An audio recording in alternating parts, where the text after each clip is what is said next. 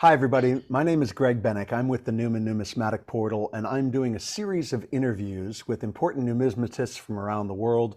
Today, I've got Richard Lobel with me, and Richard and I are going to be discussing Coincraft, his store, and his history in coins. Richard, it's so nice to see you today. Nice seeing you. I'm glad I've actually got this damn thing working. Well, I'm really glad too. It's great to see your face and to hear your voice. Let's just dive in. Tell me about Coincraft. My understanding is that you started Coincraft, which is your store now, but that you Yes. started it as a store in 1955 Well, in Boston. I know. I, I was in collecting coins before 1955, but I date my starting in the coin business and the rest from my first paid subscription to a coin publication in 1955. Still the world's greatest coin publication, the Numismatic Scrapbook magazine. That's I was that's a young wonderful. kid at summer camp. I had collected coins, and all of a sudden I've got this 300-page thing in front of me using words I don't understand. By the end of summer camp, it was threadbare, but I loved it. And when you say numismatic scrapbook from that era, 1955, 300 pages was one issue. I mean, those things were Oh, thick sorry, back 360 sometimes. Um, it was done by the Hewitt brothers in Chicago, and they were actually printers, and they had the Numismatic Scrapbook magazine, and it was so successful that they hated it. So they never sent out renewal notices. You had to remind them to renew your subscription. Amazing, amazing. So when you started in 1955, then, so I guess my understanding was that you started collecting and then formed Coincraft, and meaning that started in Boston, but maybe it did not. Maybe No, I've got that wrong. I started, I was 10 and a half years old, and I went to the bank in Boston where I was living, and I bought a $50 sack of pennies, 5,000 pennies. And I went through them, and I found one worth $1, which is fine. And I took it to the dealer, and he offered me 50 cents again, which I thought was honest. And I went home, and I said, I carried that sack of pennies. I ruined my eyes. I rolled it up. I made 49 cents. He made 50 cents. I'm on the wrong side of the cabinet. And so I went into the coin business, buying and selling. That's amazing. Now you were how old at that point? You said 10 and a half, but 10 and a half years old. okay. So did you end up going to university then, or did you immediately get into buying and selling coins professionally and just stick I with was that? buying and selling coins when I was at university. My father paid most of my bills, but um, I was a very wild youth. I have to put that. And the money I earned on the coins helped me doing some of the other things I wanted to do. That's But I great. loved it. I was lucky. My father went to university with a man called Morris Murray Gould.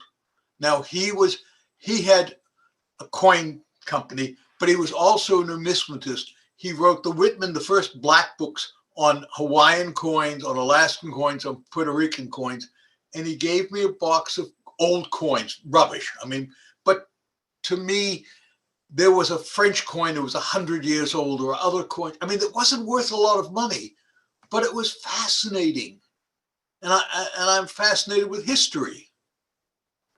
That's wonderful. Now, did you finish university? Did you go and finish college before delving even further into coins? Well, I went to Boston University. They kicked me out twice, and I dropped out once um, before I got my degree. Uh, and when I dropped out the first time, I got a job at a bank as a stock transfer clerk. That was when computers were first coming in, and you took a pencil and checked the numbers across. And I got $41.31 a week take home pay. And one day, on my lunch hour, I'd go around to all the coin shops because Boston had a lot of coin shops. And one day I bought from um, Joe, I forget who, just anyway, I bought a 1911 Canadian dime for $10. I dipped it and I sold it to JJ Teapotty, Eddie Leventhal, for $90. And I realized I'd made $80 there, which was basically twice what I was earning at the bank.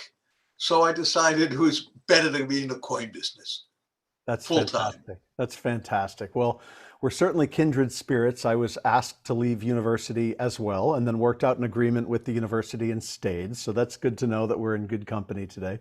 Now, how did you move from Boston to England? How did that come about, and when was that? Well, I graduated university finally. Instead of taking 4 years, it took 6 years because of dropping out and all the rest. And I have a degree in international business and macroeconomics. And I was supposed to go to Harvard Business School for my MBA. And I thought about it and I said, no, I don't really want to study. I love coins. And I thought, and this was the big mistake, I thought I spoke the language in England. It is totally different. It's a bit risque, but in America, a woman's fanny is her bum, her backside. In this country, it's the other side of her anatomy. And I was with a group of guys, and I said, oh, she was really cute, and I pinched her in her bum. And they looked at me like, what have I done? I moved here October 2nd, 1968. It was the end of the 60s. It was still a swinging place. I had $5,000, but I owed the bank and my aunt $8,000. So basically I was broke when I moved here. But I didn't care. I loved it. The moment I'd been to England once before in 1964, I loved it. There's something about it. It's the age. You can walk down the same street every day for a year, and every day you'll see something different. That's so And wonderful. it's I just said it's a that's so completely different wonderful. life over here. Great. In America, the people you work with, the people who live next door to you are your friends. Well, they're not really, are they? They're people you know. Over here, it took me 7 years before someone called me a friend. But I knew that they really were your friend. If you were in a fight, you didn't have to look around. That person would be there with you. And I can appreciate the honesty of this country. And they don't call you your friend because you work with them or you live next to them.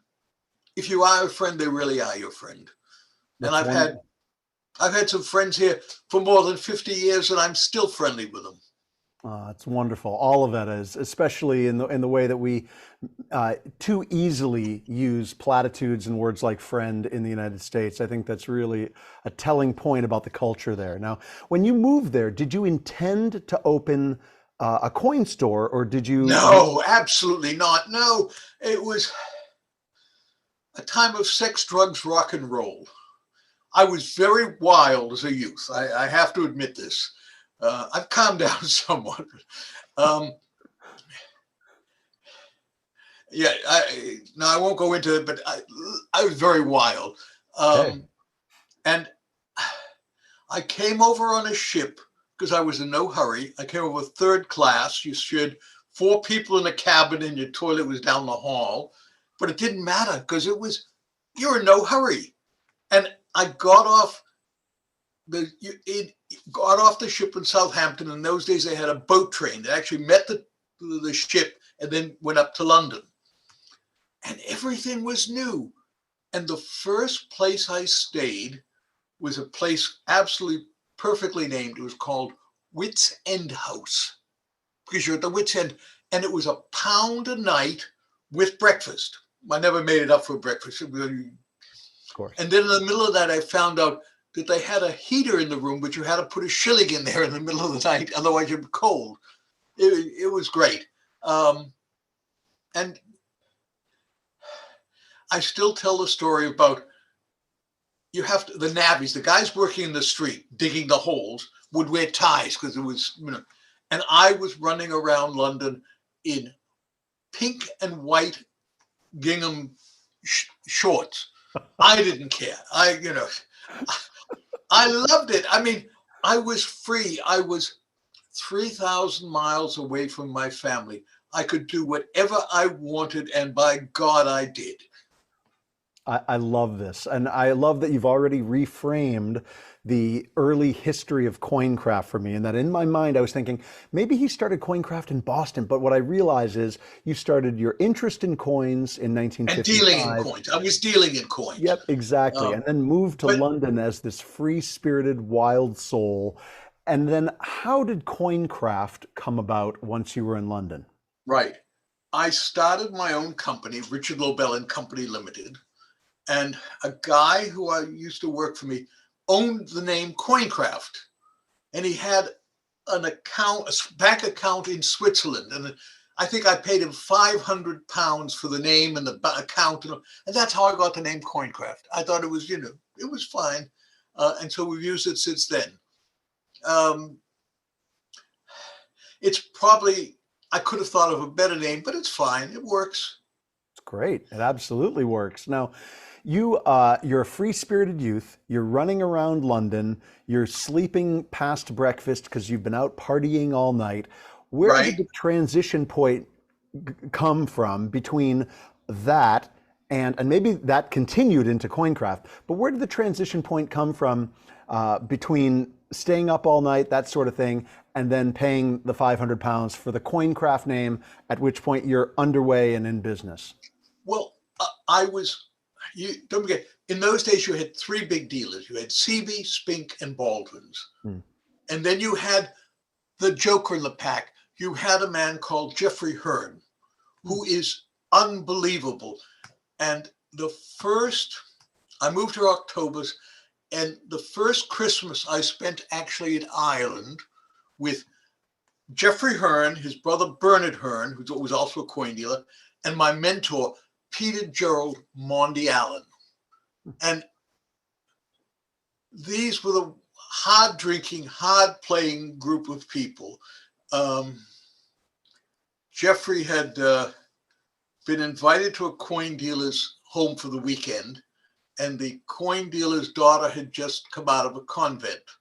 And when he left, he took not only the daughter, but the coin. So I mean, Jeffrey was in Britain at the time. Jeffrey was the most important individual dealer around. At auction, if you wanted a lot, you would be better to pay him 5% commission. Otherwise, he'd buy the lot just to spite you. He had the most incredible. He had in 1954, he put out catalogs of Edward VI crowns, 1551 Unk, 1551. I mean, he had incredible material. He also had a very checkered background, shall we say.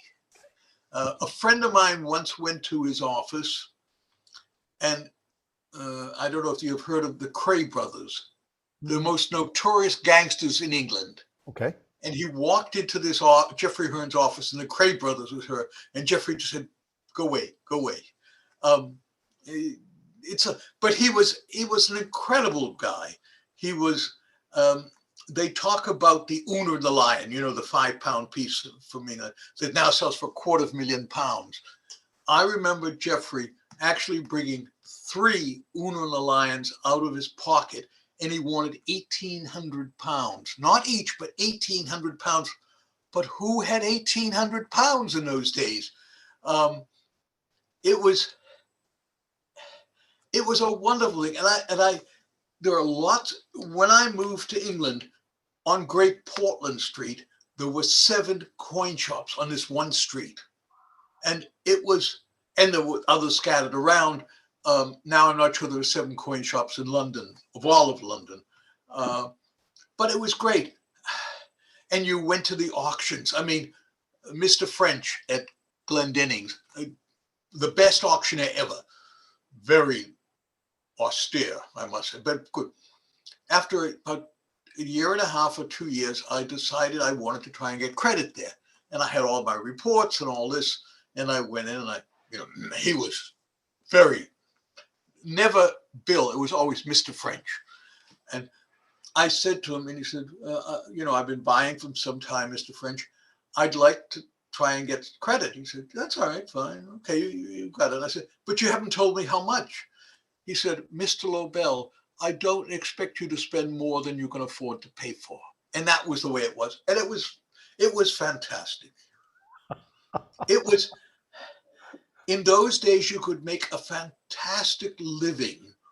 I remember before I got credit, there was one mixed lot of 700 coins at Glendenning's.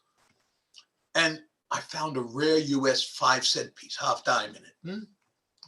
18 whatever, something like that. And I figured, oh, the lot's worth more, but I can bid up to 115 pounds and the check will clear. At 125 pounds, maybe not.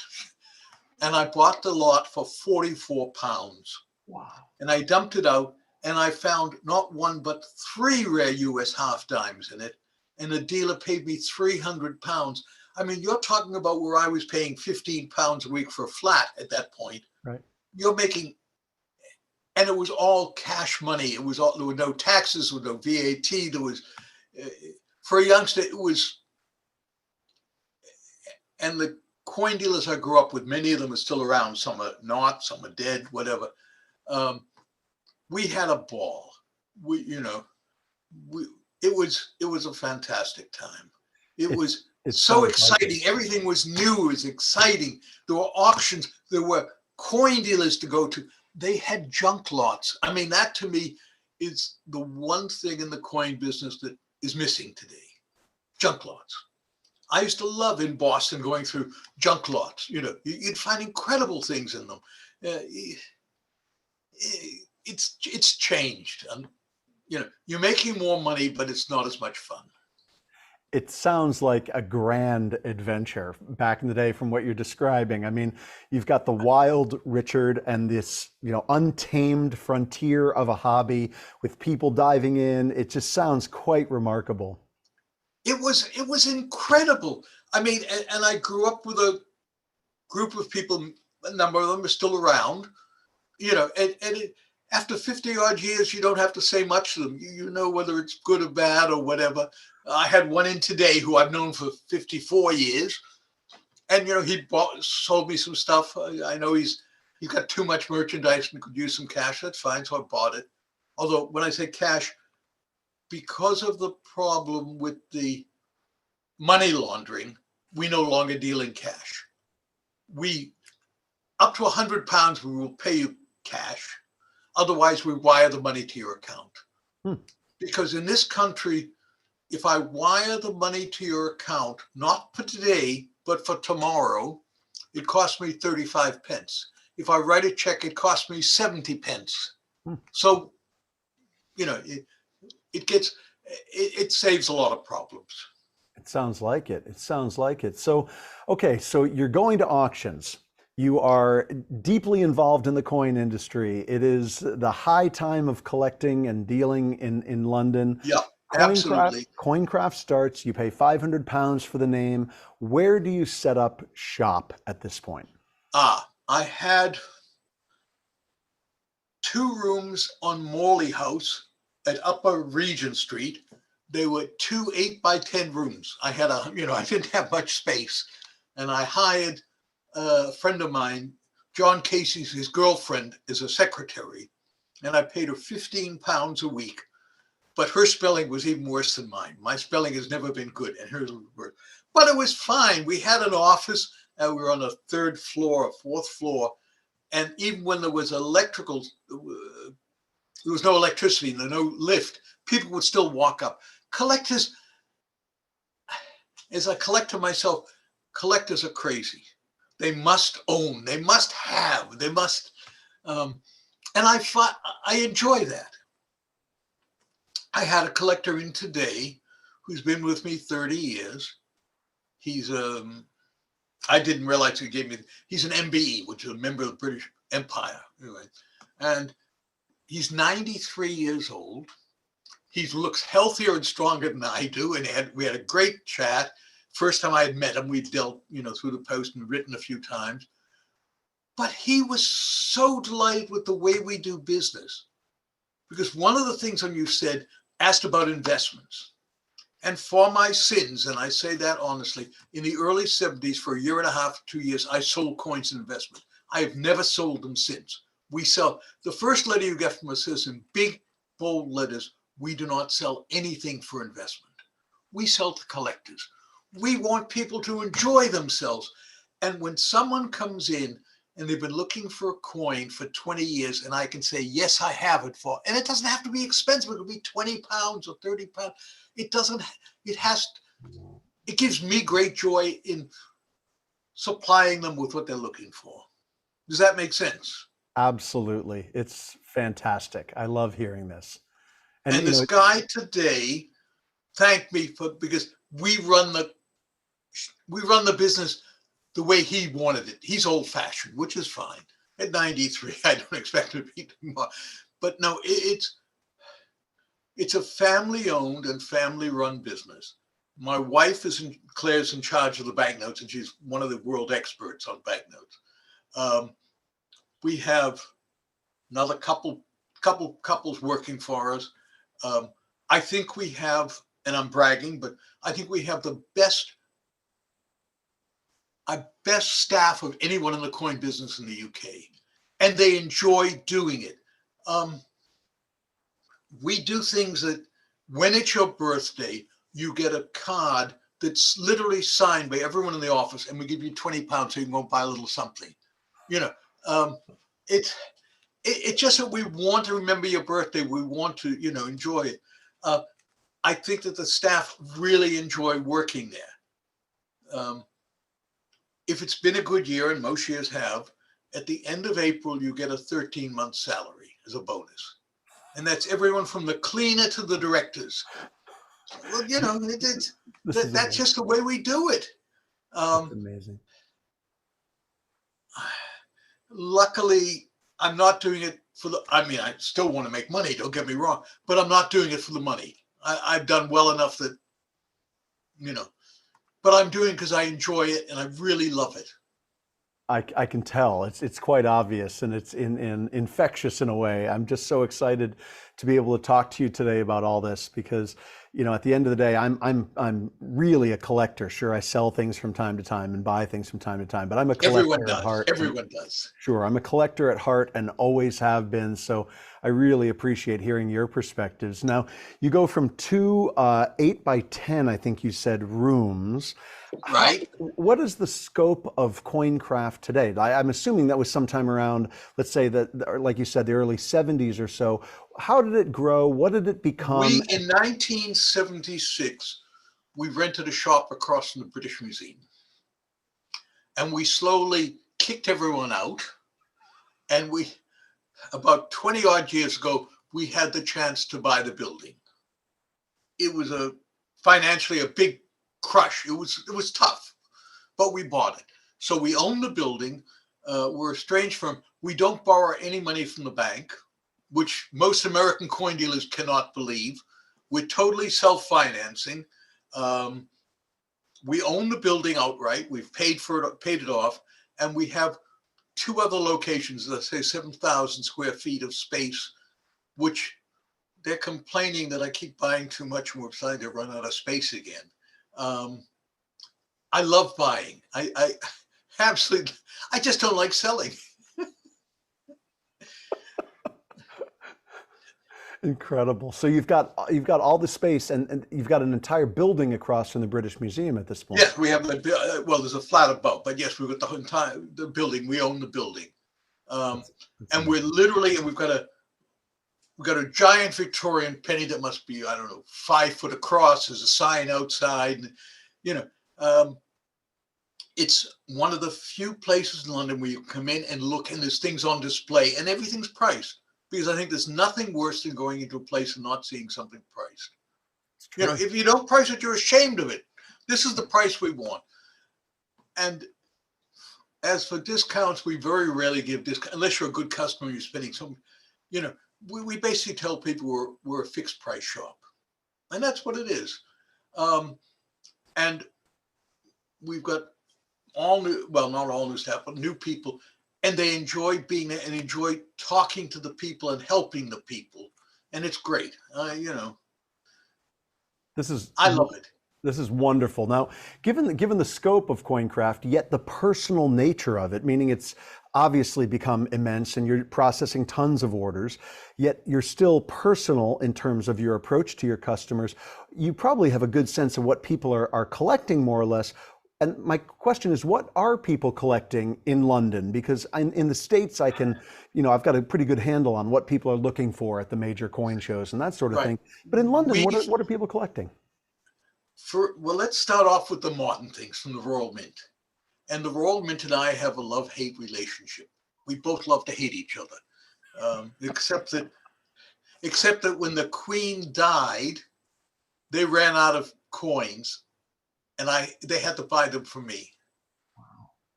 I sold them 24,000 1953 coronation crowns Wow. because I thought over the years it was cheap, but I kept buying them. You have to understand. When I say a large inventory, if you want 20,000 1977 crowns, that's no problem. If you want 10,000 Churchill crowns, if you want 1,440 Charles and Diana crowns in silver proof, that's no problem. We have them. It's all paid for. I don't owe anybody any money, so I can do what I want. So the inventory is massive, is what you're saying, basically. I would say yes. Yes, I would say it's. I mean, with my wife's thing on the banknotes, we've handled a lot of hordes of banknotes. We owned and have been dispersing the hoard of Italy's first banknotes from 1746 to 1798. We bought them originally from Guido Crapanzano in Italy. I bought them actually in partnership with David Ladies from Educational Coin Company. And 6 months later, he sold me his half. So we're down to about $1 million catalog left of them. Amazing. We've got, as I say, I love buying. I don't mind quantity. When the £5 note changed from paper to polymer, I went and bought 5,000 pieces of the £5 note in paper and just put them aside. Because I think they're great. Nobody else has them. I mean, Well, I know who to go to if I ever need 5 or 10 or 20,000 of anything in the future. Don't forget, I bought that hoard of British military notes it was 17 million banknotes, and it weighed 15,000 kilos. Did you ever see what that Harrison Ford film where he's chasing the I don't know, one of the things, and in the end they throw it in the back of this huge warehouse. Raiders of the Lost Ark. Yes. Right. Okay. That's it. Sorry, my mind is. No problem. Right. They found 17 million banknotes in Berlin that were made for the British military, and I was head of the consortium that bought them. At the time, that was one of the times we made the Guinness Book of World Records. It was the largest and heaviest and most expensive lot of banknotes ever sold at the time. Unbelievable. Unbelievable. So, okay, so a question for you, going back a few minutes to something you mentioned. Tell me about the difference as you see it between coin collecting as a hobby and coin buying as an investment. You said you don't sell coins for investment. Not at all. If you came in with £50,000 in cash and wanted to invest coins, we'd say no. We would try and convert you to become a collector and how much more fun it can be. But no, we don't sell anything of investment. We just don't do it. Now, and my question then is, and I'm just curious, it makes perfect sense why you would want to take the approach that you do, and I appreciate it so much, but a business mind would say, well, you could make a profit on that person's £50,000 and sell them an investment, yet why do you then choose from a business perspective not to do it? I mean, is it just out of love for the hobby? Early 1970s, I sold coins as an investment, and everything went fine until the coin market went down. And people wanted to sell, and I felt sorry for them, And no, I just I decided at that point, no, I wasn't going to do it. That makes perfect sense. That's really honorable, and also it increases your fun when you focus on the fun and the collector, the collector who comes in rather than the investor. It means that you're in touch with more kindred spirits like I yourself. mean, I look at the American coins and I see the rare coins and I see 18 different people who've owned it in the last 10 years. They're not collectors. They're bloody investors. I don't need the money. I'm happy enough the business we run. I know we could make a lot more money, but I'm happy enough doing what we're doing. That's where I live very comfortably. I live in a Muse house. Do you know what a Muse house is? I don't actually. Tell me. Okay. In the old days, you had the big houses, and in the back you had a stable where the horses stayed and the grooms lived on top on the first floor. That's called a Mews, M-E-W-S. And I live in a Mews, which is actually great because it's a cul-de-sac. And my next door neighbor is the Swiss Embassy. Literally, I have a wall with the Swiss Embassy. And of course, they've tarred them up tremendously, and it looks really much better. And they're very expensive now because everything in London is bloody expensive. But yeah, I'm happy doing that. I live comfortably. I have a nice house, got 3 bedrooms, 3 bathrooms, got a garage. You don't have a car, but I have a garage. I've got everything I want. Amazing. So what you don't need to do is you don't need to take investor money and compromise your ideals, is basically what you're saying. No, because if I take the money, if I sell you coins for £1,000 as a collector, and you go and sell them back a few years later, and maybe you get £700 for them. All right. But you still enjoyed them. That's fine. I haven't promised you anything. You may get £1,200, but more likely you're going to get £700. Let's be honest about that. Because if you want to start talking about Royal Mint and US Mint material, right, then we only deal in Royal Mint material, and we're probably one of the largest dealers in the secondary market. When you, as a wholesaler, are tired of what you bought from the mint and got screwed royally, because today, for a crown, a 5-pound piece, 38 millimeters, struck in sterling silver, not pure silver, they now charge £95 for that. I mean, it's an outrageous price. It is just, so I wait until I can buy them for £30 and I can sell them for £50. And that's why the Mint and I have a love-hate relationship, because they know I cut their prices. Yeah, I was going to ask you about this because, in the United States, and there's certainly a few measurable and numberable elements in the coin market which have completely sapped collector dollars away over the years, in my opinion, is the Mint, because they offer a consistent thread of products that the second they leave the proverbial lot, they lose value. They lose at least half. Right. At least half. Right. So, we have at the moment a probate lot in with 8 huge crates of coins. We buy, luckily the man's dead. I don't mean luckily, but there's 1 crate of gold, which is better, but it's 7 crates of silver coins, and I'm telling you, he's going to get 1/3 of what he paid.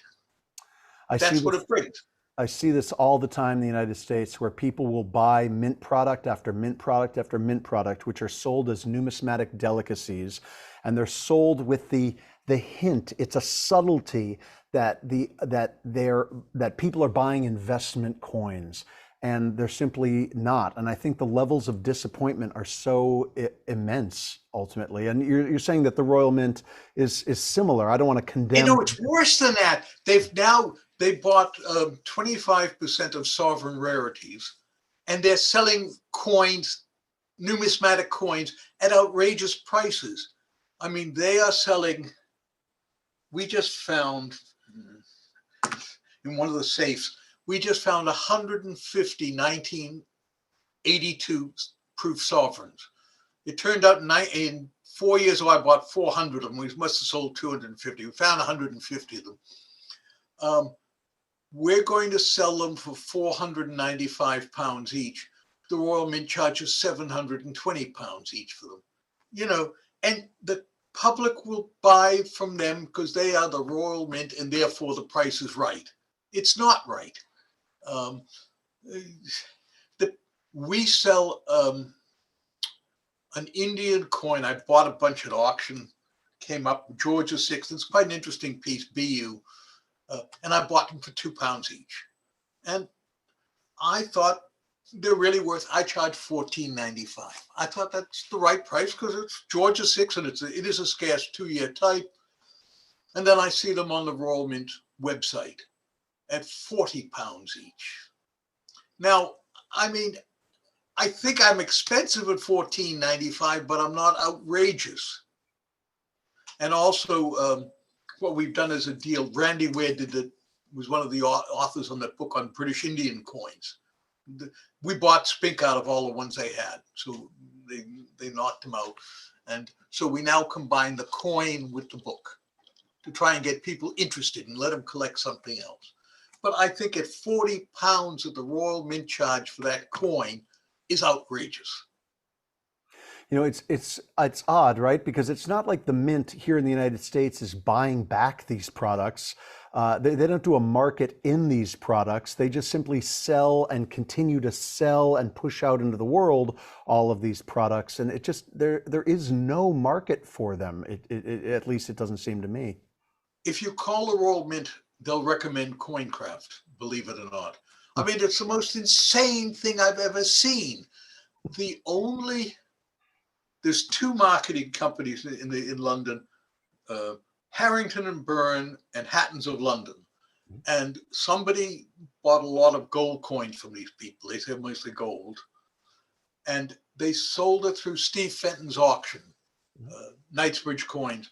And he actually put there the price that the people had paid. And on average, they brought 30% of what they paid. Gold we're talking about. Wow. You know, I was looking through Krause's Unusual World Coins the other day, and I've got 165 listings there of things I've struck. There's more, but they're not all listed with my name because they don't know I struck them. But anyway, that's what.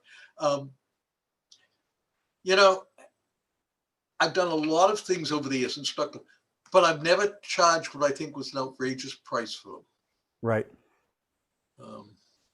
You know, it's the first coin I ever struck was in 1965. It was the Cuban souvenir peso. I did it with Richard Margolis and Paul Weinstein, and we sold it in a case silver for $12.50 retail. They're now slabbing them, bringing $800. I mean, this is crazy. I mean, I've got a friend of mine who collects them in New York, and I ask him why. You know, I struck them. I know they're not rare. But it doesn't. Well, tell me about striking coins. I actually was unaware that you struck coins at any point. So tell me about the process of striking coins and what did you strike and how did you decide what to create for the numismatic community? Well, the biggest thing I'm known for is Edward VIII, because I've struck coins for 24 different countries for Edward VIII. And this was because Jeffrey Hearn, the gentleman I mentioned before, did the original Edward VIII piece, the series of 5, well, 6, because the Great Britain was done twice. And in those days, it was all under the table. He used to sell them to Hans M.F. Schulman in New York and Foxy Steinberg. And in those days, in this country, the mint would almost have you arrested for stealing them, for dealing in them, because they were Edward VIII, and at one point, if you cut a coin out, they'd have you arrested, defacing the. But anyway, so the first one I got involved was, I said, it's the Cuban souvenir peso, 1965. And the reason was I was at a show, and I think it was it Pittsburgh? I'm not sure. Anyway, Richard had hired Paul to drive his coins because Richard had, I don't know if you knew Richard Margolis. No. He was dealing in, he was the one who started the New York show, the one that comes in here. But he was pedantic to the end thing. And he had wooden cabinets, all his coins were in the cabinets, which in America was. Richard turned out that his family owned 1.5 miles on either side of the main Jersey road. So they were very wealthy. But he and Paul had arranged to do this Cuban souvenir, but because they were fighting, because Paul had it was raining and he had an accident, turned the car over, and all Richard was worried about were my Mondi coins are all over the place. So I got involved in that. And I was young. It was great. We had them struck by Louis of Fulton Street. So these big, huge guys with hairy arms and singlets upstairs on it. And they did a beautiful job. They did and we did all right until the U.S. government stepped in and thought we were counterfeiting. We were counterfeiting a fantasy. I mean, and we sold as many as we thought we could sell. And we decided we weren't going to fight the U.S. government, which was probably a good idea. Yeah, fair enough. We didn't realize they were going to be so terrific afterwards. And then it wasn't until I moved to this country that I had things struck. I used Tower Mint at one point, Raphael McLuth, but he was a problem. But I struck a pair of investiture medallions, 1983 for the Prince Charles. When Prince Charles became Prince of Wales, I struck a pair of medallions for that. And then it just went on. I just decided something looked interesting. Charles and Diana got married. Terrific. Now it's unsaleable because, you got to countermark Diana with Camilla. But all right, but at least the king is happy and God bless him and wonderful. I think that's terrific. And I just did things I wanted to do. And then there's 5, 6 pieces. Must be 30 years ago, 35 years ago. Christie's had for sale some plasters from, now who did it? Was it Metcalf or something? And so anyway, I bought them and I left them for years. And then Raphael ran short of money at one point and was willing to do things he would normally do. And I had to make make dies from it, and I struck them. One of them turned out to be the George VI New Zealand dollar. Am I boring you?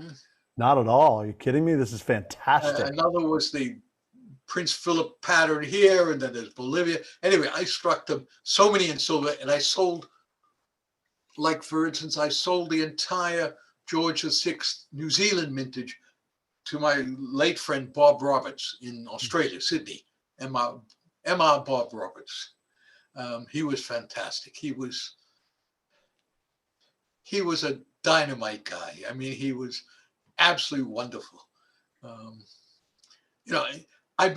My wife and I, our hobby is traveling, and we have visited 115 different countries. Wow. And when I used to do 250,000 kilometers a year flying around the world on coin business. And I made sure that I got to know the people and I got to know the dealers. I mean, like in Japan, it was Masamichi Oka from Taisei Stamp and Coin. And some people called him Mickey, but he was a gentleman and you could not call him anything but Masamichi. You had to call him Oka-san. And, it was wonderful. And I would go to Japan to see him, or I'd go to, I'd go all over. But I got to know the people, and I got to know Jacques Schulman in Amsterdam. I got to know Albert Del Monte in Brussels. I knew, but knew them very well.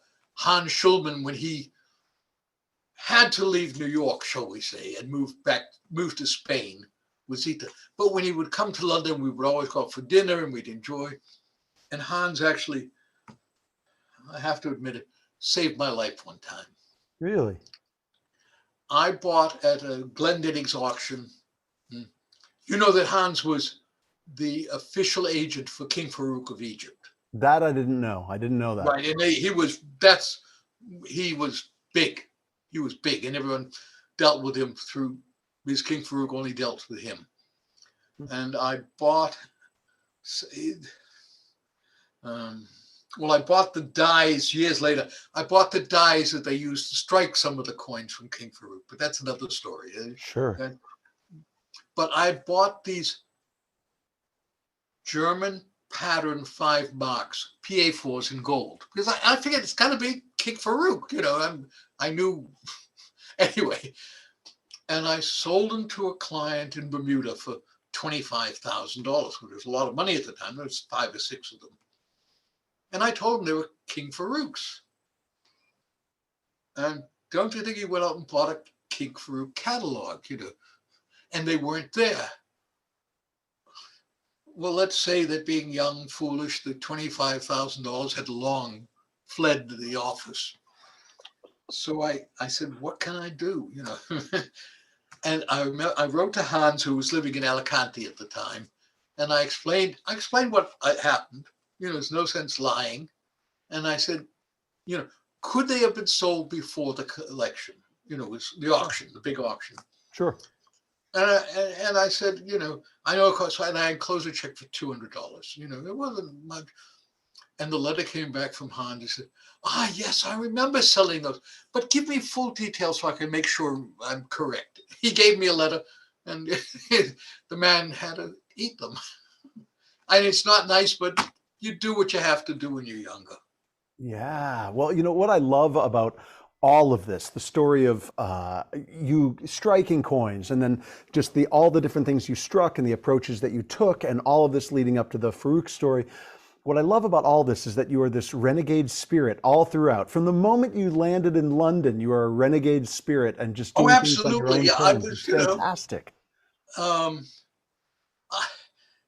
I hope I've always been myself. Obviously, you certainly have been. And one thing I'm curious about in terms of being yourself, I know that you're a multiple Guinness World Record holder, and I was wondering if you could tell me. You mentioned before that you. I was listed when the Guinness Book of World Records used to do coins and banknotes. I was listed 14 times. And now you mentioned the Indiana Jones story and the largest number of banknotes and whatnot. What were the other things that you were listed for? I was for the 1954 penny. That was an interesting thing because the statute of limitations up, so that's okay.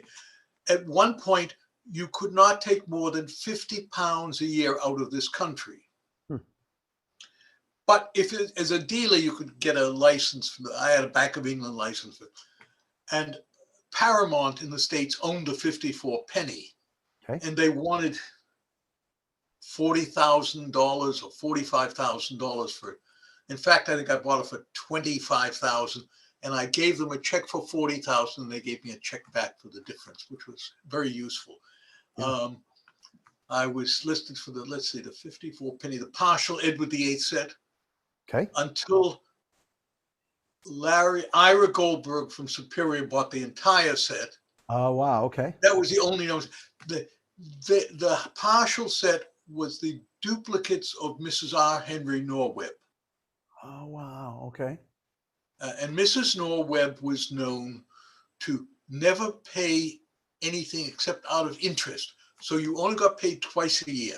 But Spink had the partial set, and I bought them with someone. It was a long story. And then they were sold to Educational, and they were sold to Bowers and Ruddy. Then I bought them back. It was...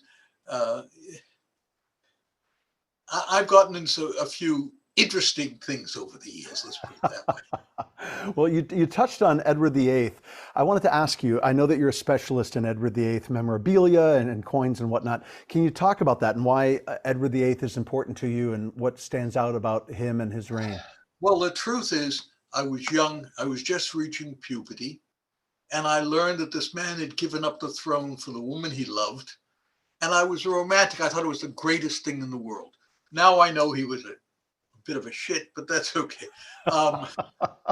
But I've for 50 years collected Edward VIII, and I have two collections. I have Ephemeral, which starts with his birth certificate, no, his birth announcement in King George V's handwriting, and the newspaper in 1894 when he was announced. And I bought just recently his day book from his valet, and it includes the day that he abdicated, and it just says "Finet" on it. Now, he got married at a chateau in France, and I bought the entire archives of the chateau, including 63 handwritten letters from the Duchess of Windsor, hundreds of. Now, I have the second finest Edward VIII ephemeral collection in the world. The royal family has the best. There's no question in the world. But then I go to medallions, and if you've ever seen Giordano's book on Edward VIII, 80% of that is my collection. I have the finest collection of Edward VIII medallions in the world. Wow, I need to find this book. Tell me about the book, because I want to look it up and I want to add it to my collection. It's Giordano Views of a Prince, I think it's called. It's a big, thick book. But 80% of what he's illustrated in there is mine. Fantastic. And he gave me 2-line intro sort of hidden at the front. A really nice guy. But I got back at him when he had to sell his collection at Spink to pay for the book. I bought 225 lots, and I think I bought 190.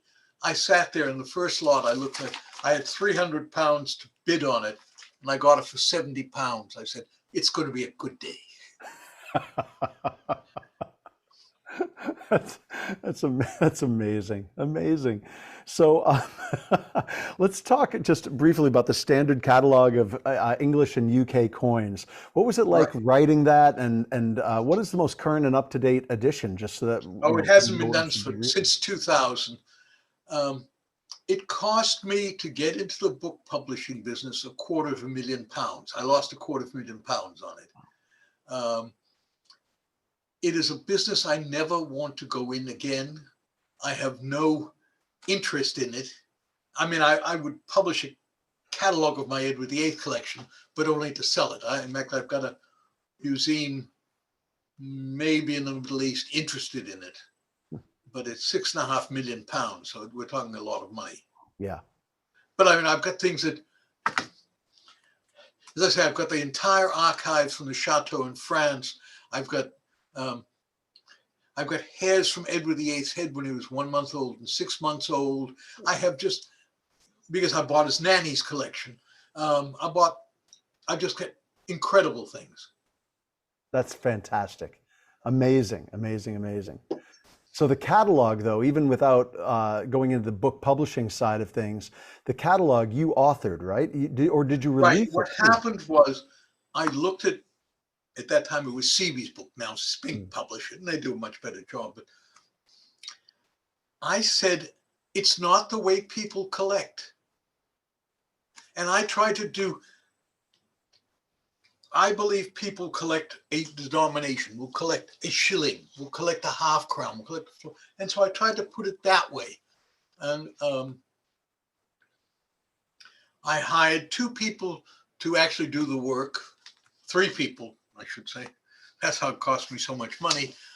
Alan Hailstone did the modern, Mark Davidson did the earlier ones, Eleni Kaligas did the editing, sort of. But yes, no, I corrected it. There were all sorts. If you can think of what you should not do to publish a book, I did it. It was, I mean, and it got to the point where, let's say a small book dealer, bookshop would order 3 copies, but they would never pay you. And it wasn't enough money to sue them. And then you had the big people, Krause Illustrated, they were terrific. They were Krause distributed in the States. But W.H. Smith, which is a big chain of, well, papers, everything shops. We were once latent delivery for 15 minutes and they refused the thing because you were 15 minutes late. I mean, and people didn't pay, you know, even W.H. Smith didn't pay you for 6 months. I mean, it was an interesting thing. And then I decided to accept advertising. And you then try to get the dealers to realize this is the best, you know, and it wasn't expensive. Yeah. They didn't want to spend the money. Dealers in general, they don't want to spend advertising money. They don't want to do, you know, they don't want to do what they should be doing. Wow. Well, you know, it's relatable in a way. I played in bands for many years, and years ago when we would press 7-inch vinyl records, and we were doing our own distribution, and we'd send out, say, 100 copies somewhere. We would get paid for that 100 copies, but then we would send out 20 packages, maybe of 5 copies each, to smaller distributors, and I would say whatever the proportion was, I don't want to name a percentage, would not pay. Well, like 80%, I would guess. am I going to go after somebody for 5 records for a total of $15 wholesale? I mean, It doesn't pay you. it doesn't. Yep, it absolutely doesn't. The So, book business is a specialist business and one I don't want to go into ever. Although we did 2 years ago, we bought Spink, sold us a lot of the books of old books.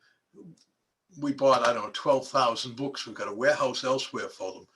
But it's great because we were able to buy a 2-volume set on medallions of basically print the Civil War over here of Charles I. And we were able, they were sold for 175 pounds, a double volume set with a slipcase. They're really nice, lots of illustrations. We now sell them for 59 pounds a set, and we give you a free cannonball from the Civil War. that's amazing. Because what Wonderful. I have found that we try and put something else in there to make it more interesting. Fantastic. Now, tell me about the Phoenix, because I know that I've received the Phoenix in the past. I was on your mailing list. We've sent you 2 copies of the Phoenix of 2 issues and 2 issues of the Blue Card Flyer, which you, someplace, the post office is bad here and it's worse in America. So, you know, well, I look forward to receiving them. Yeah. We published the Phoenix, well, and the Blue Card Flyer, which the Blue Card Flyer only goes out to our 1,500 most active clients. And it's every 3 weeks. So every 3 weeks we do 2 publications. It is a treadmill. And I just had a fight with, because I'm a week late in delivering, I said, you know, leave me alone. I own the company, leave me alone. But the client who's in today was in, he said he loves the aside because it's very personal in some ways. We tell it what it's like. We may tell you that it's the ugliest coin we've ever sold, but you want it, we've got it. We try. We have 2 pages of rare British coins. We have 4 pages of banknotes. We have 2 pages of ancient coins. And then we have other interesting things. For instance, we're selling at the moment the new King, I want to say Prince Charles, because I grew up my whole life, it was Prince Charles, but it's King Charles, his gold sovereign, and it's selling very well. And also the silver 1 ounce, and it's the first one with his portraits. And we're selling those, and we're not the cheapest in the world, but those, unfortunately, the silver ones have 20% VAT on them, and there's nothing you can do about that. Yeah. So it's a killer. But we're selling what we think people will be interested in. For instance, I mentioned to you that I did a medallion for the investiture of Prince Charles. Well, we've done them again, silver plated and gold plated, and we put them in a nice case, and we give you a first day cover of the 5 stamps for his investiture and the 5 mint stamps, and we put the whole thing together and we sell it for $18.95. So, you know, we're not trying to screw anyone. We're trying to give you, we like to think you're giving you value for money. Certain things, the cheaper items, we have to be much more expensive because of the cost of handling them. Of course, that But makes sense. but we handle somewhere between 35 and 40,000 orders a year. Wow. There must be a staff of dozens or hundreds behind the scenes making this machine happen and So work. we've got 20 staff. There's 20 people full time, and as I say, that I think they're the best staff around, and they're happy doing it. And we all, we work at it. I went to the warehouse today. I hadn't been there because I hadn't been well for a while, but and we were talking, and two of the girls, one of the guys, they'd never been to Las Vegas. It's the eighth wonder of the world. I love Las Vegas. So I've been going there for 60 years. I should have. So we all sat and talked about it, and they said, "No, what hotel should I stay at?" And I said, "I've stayed at a lot of them because a friend of mine used to own 3 of them. But we stay at the Golden Nugget downtown because you're right on Fremont Street, and at night it is the wildest place in the world. I'm still wild. I can tell. Older but wild. And so, we sit down and we must have chatted for half an hour, but that's okay. That's what it's a family business. It's run like a family business should be run. So you mentioned before people being reluctant to spend money, coin dealers being reluctant to spend money on advertising, and you said they're not doing all the things you should be doing as a coin dealer. In your opinion, what should people be doing as coin dealers, and what should people not be doing as coin dealers? What advice would you have? I think the first thing they should do is try and get more people interested in collecting. Too many of them are selling investments. It's investment. Look how it's gone up. You can pay 95 pounds for a new 5-pound piece from the Royal Mint, or you can buy from us an Edward I penny, which ruled from 1272 to 1307 in nice condition for 60 pounds. Now, which would you rather have? I'd rather have the penny. Yeah, for sure. This is because in Edward I's reign, the penny was the largest denomination struck.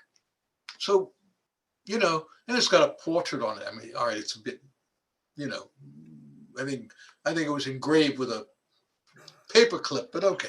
But that's the way but that's what they are. Except for type 1C, which comes very beautiful. But, with the Phoenix wants you to be interested. I had one, he's unfortunately dead. He was the American ambassador to Egypt during the 6-Day War, American. And he was wonderful. And he would buy very expensive coins. And then he'd say, you've got this Bolivian coin for $3.95. I want one of those too. That was a collector. That is a collector. You buy what you enjoy. You buy what you want.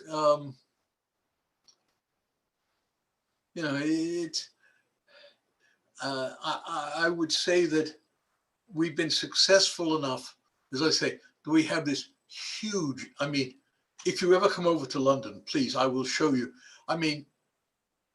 I can't believe what we have. I really can't. I would love to see the shop and the warehouse and everything, and I'll make a point. Well, the shop is very nice. It's very attractive, but the warehouse is unbelievable. That's amazing. Row after row of shelving full of boxes and things. A friend of mine from Johannesburg, I don't know if do you know Gary Leviton?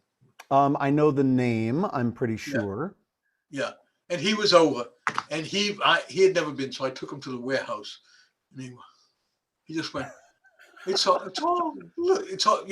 row after row of silver sets and all that. We love to own. And I've just bought 20 or 25,000 farthings. Well, they haven't been made since 1956, and most of these are George V and George VI. I just think that I bought them for 6 pence each. I think they're so cheap that they're fantastic. They're history.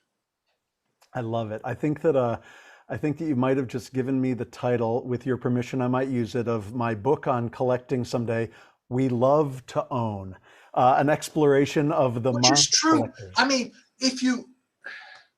if you look at the firms in America that have been in business for a while, if you look at Stax before it was bought out, because years ago I used to date a cousin of Stax, and I would fly down from Boston to New York. And I was so clever.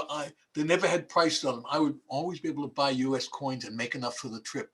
And funny, when I stopped dating her, my brilliance went like Samson with the hair. It was gone. But the Stax, they told me a story once. It was really wonderful, that a guy had come in for 1796 quarter.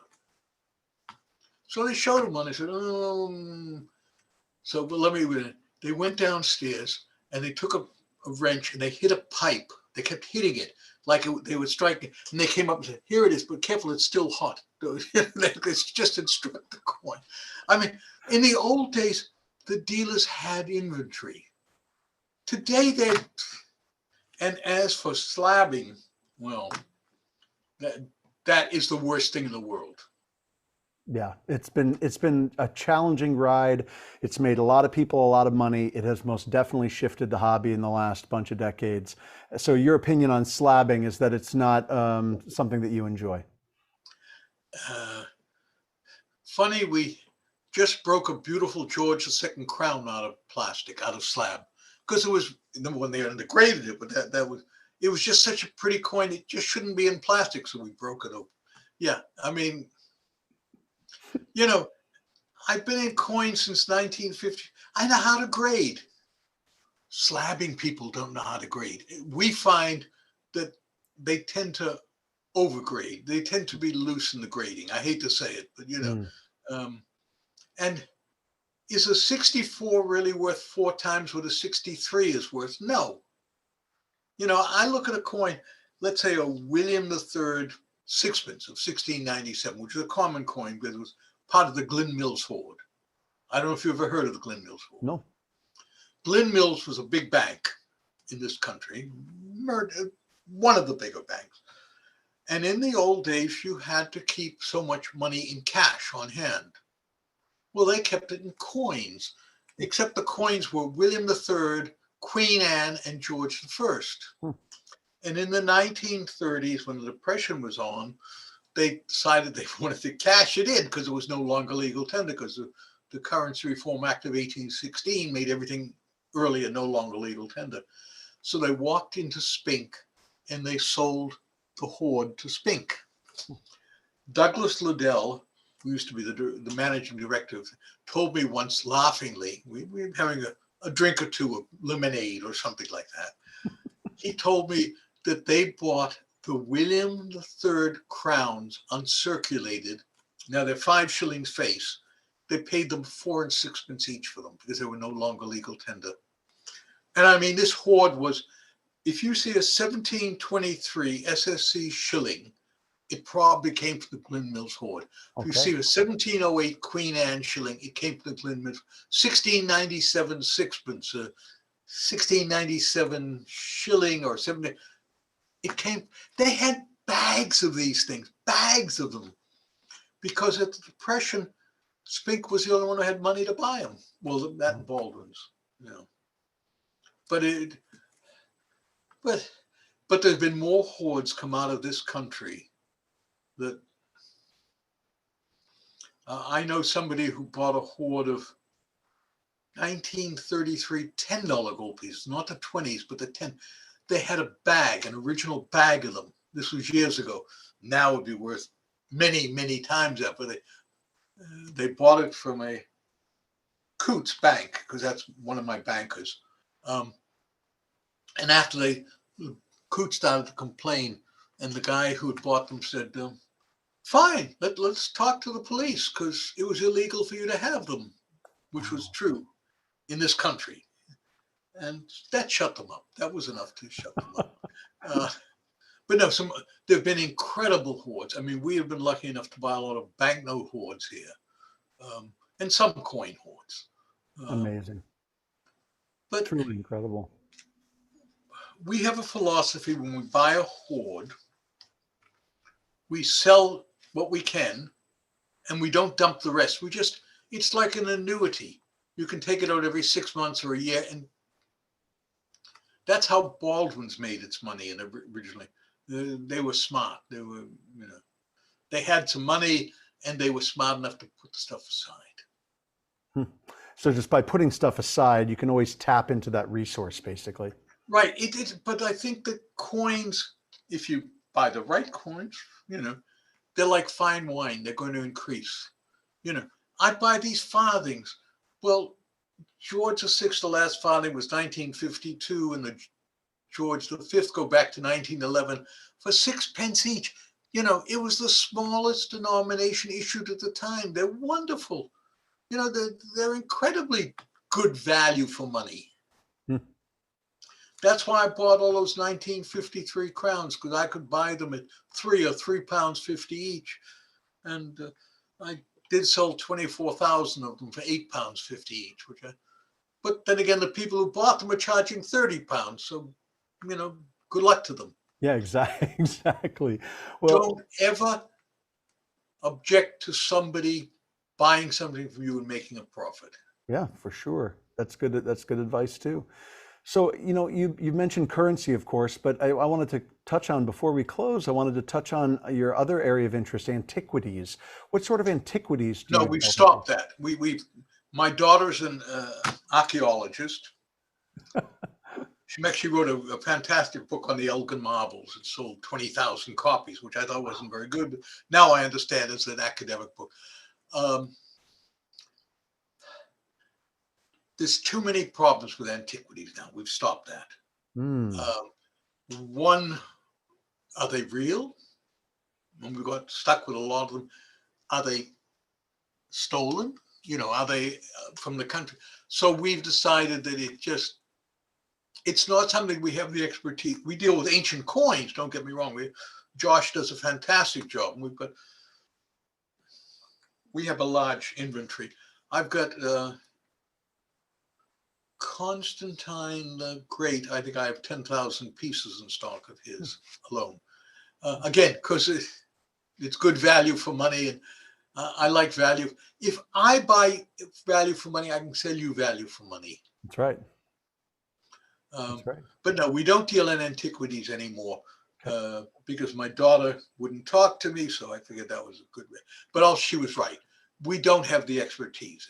And when I sell you something, I give you a lifetime guarantee as to its authenticity. Not that it's going to go down, but it's real. So if I can't say it's real, I don't want to sell it to you. That's right. I was going to say, from a coin perspective, you know that it's authentic or it's not. From an antiquities perspective, it's more difficult, and that's why I was so curious about it. It just seems, it's close, antiquities, coins, and whatnot, but it's different enough that I found it interesting. We used to have somebody who dealt in them, and he had a reasonable knowledge, but not good enough, because when he left, we had 3 very expensive antiquities sent back from Sweden, which were not real. We gave the money immediately. We don't want any hassle. If we made a mistake, we admit it. Sure. Not everyone does that. Well, Richard, this has been incredible as an interview. I mean, just entertaining, enlightening. I love the idea of a young Richard just running wild through the through the city of London, and then forming this incredible store with Coincraft, and having that embody the values that you've brought not only to your own life, but to your own hobby. Everything has come together, and you've lived an incredible life thus far. And I look forward to many more years of stories from you. This is just tremendous. Thank you. Some I have to wait for the statute of limitations to expire. Well, then we'll have to do another interview a few years out, and we'll see if the statute. I love what I do. I can't think of anything worse than hating going to work every day. I love it. What can I say? Amazing. All right. Well, let's stay on for a few moments. I'll sign off here for us and say to everybody that on behalf of the Newman Numismatic Portal, my name is Greg Bennick. I hope you've enjoyed this interview today. There are other interviews, and you can search my name and interviews under the Newman Numismatic Portal, and you'll find a list of the interviewees I've spoken to. And Richard, thanks so much for your time today, and I look forward to hearing more stories in the future. My pleasure. And you'll see the Phoenix in the Blue Card Flyer. Eventually, the post office will deliver it. Great.